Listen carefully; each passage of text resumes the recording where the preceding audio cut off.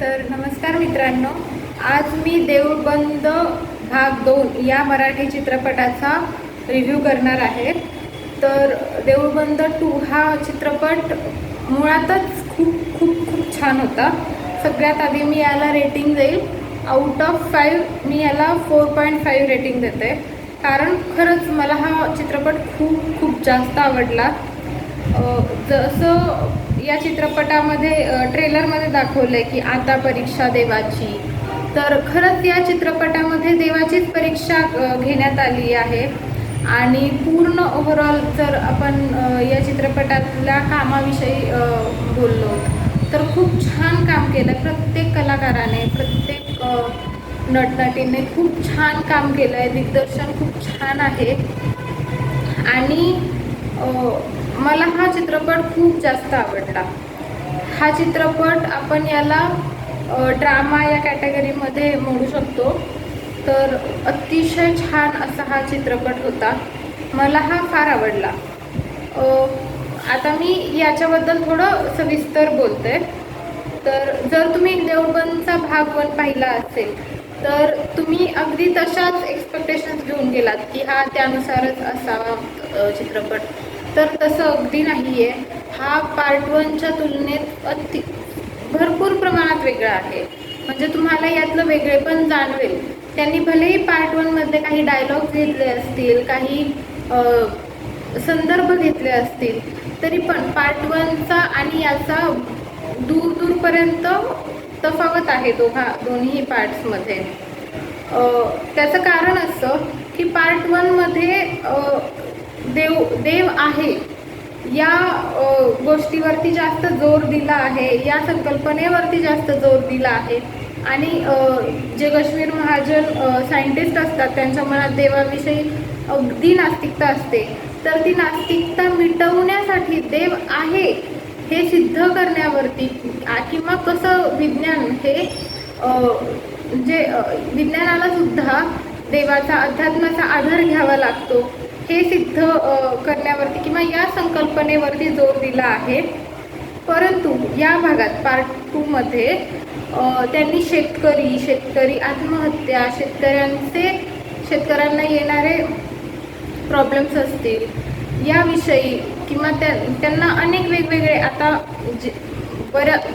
बरेचसे लोक, स्पेशली हा चित्रपट बघायला जाणारे बरेचसे लोक हे अर्थातच शेती करणारे नसतील, तर त्यांना अजिबातच आयडिया नसेल की कोणते कोणते प्रॉब्लेम्स शेतकऱ्यांना येऊ शकतात। आपल्याला बोलायला इझी जातं की हां यावर्षी चांगला पाऊस झाला तर चांगलं पीक आलं असेल, पण ॲक्च्युअलमध्ये खरी काय परिस्थिती आहे, त्यांना कोणकोणत्या वेगवेगळ्या परिस्थितींना सामोरं जावं लागतं, कशा हलाखीत ते जीवन ते जगतात, ते या चित्रपटामध्ये दाखवण्याचा प्रयत्न दिग्दर्शकांनी केला आहे। आणि हा अतिशय छान प्रयत्न आहे असं मी म्हणेल, कारण आपण जेव्हा ते बघतो एक त्याच्यातून जातो ना, तेव्हा आपल्याला रिअलाईज होतं की आपल्याकडे काय आहे आणि त्याची आपण रिस्पेक्ट केली पाहिजे। हे खूप छान दाखवलं आहे त्यांनी। शिवाय हे पण दाखवलं आहे की कसं शेतकऱ्यावरती अन्याय वगैरे केला जातोय, म्हणजे त्या अन्याय नाही म्हणता येणार, जे सरकारी नोकर आहेत, कृषी विभाग असेल आणि शेतकरी सल्लागार असतील, हे चुकीचे सल्ले देऊन शेतकऱ्यांची फसवणूक करत आहेत, यावरती जोर टाकला आहे त्यांनी।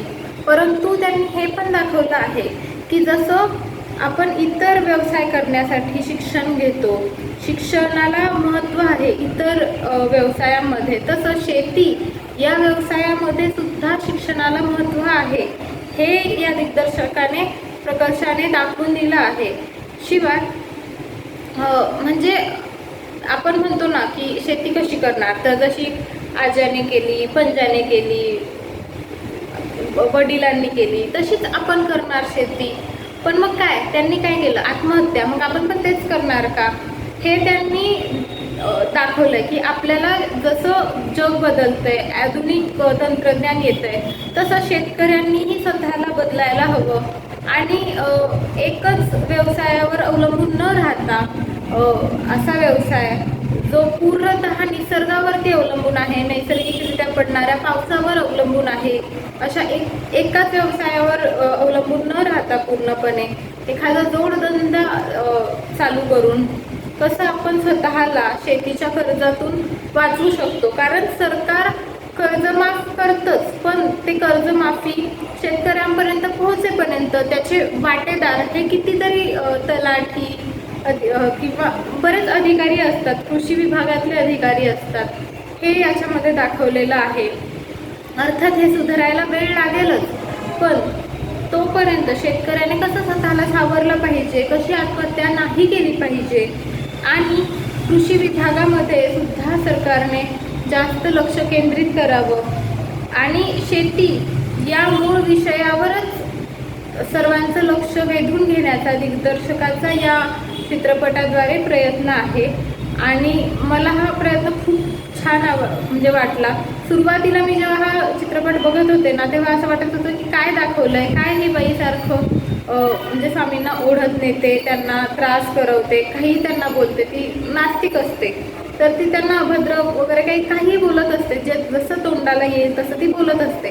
तर आपल्याला वाटतं की काय ही बाई असं का बोलते, एवढं काय झालं हिच्यासोबत. मग नंतर आपण जेव्हा बघतो की तिचा नवरा वारलाय, त्यांनी आत्महत्या केली आहे, त्यानंतर तिच्या मनावरती काय बेतली असेल, आणि मग नंतर ती कशी स्वामींना परीक्षा घालते, त्यांना कोड्यात पाडते की तुम्ही माणूस बनून हे सगळं करा, देव बनून चमत्कार वगैरे नका दाखवू.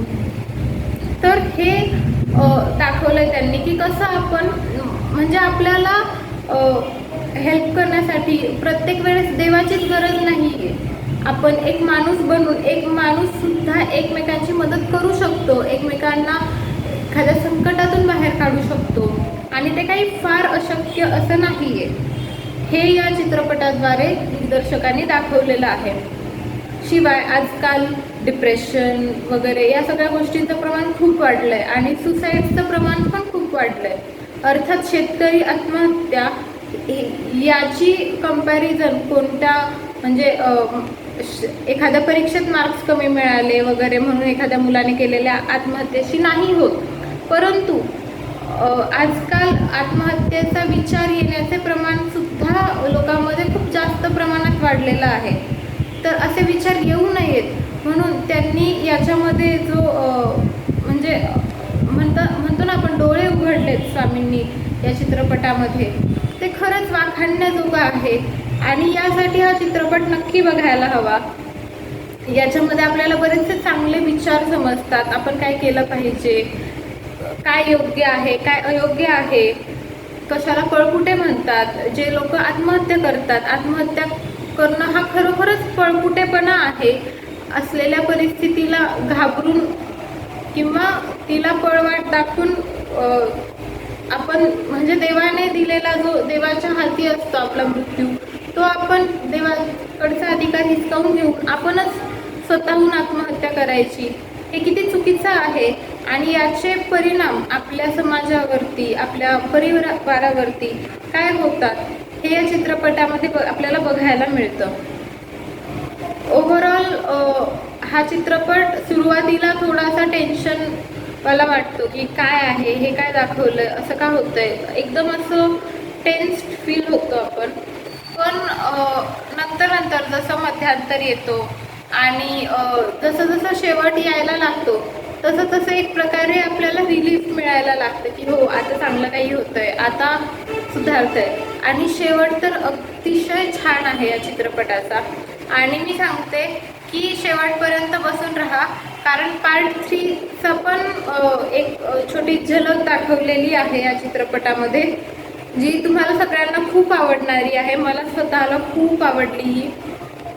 आणि पार्ट 3 अमेरिकेत बनणार आहे, तर तो अजून छान असणार आहे.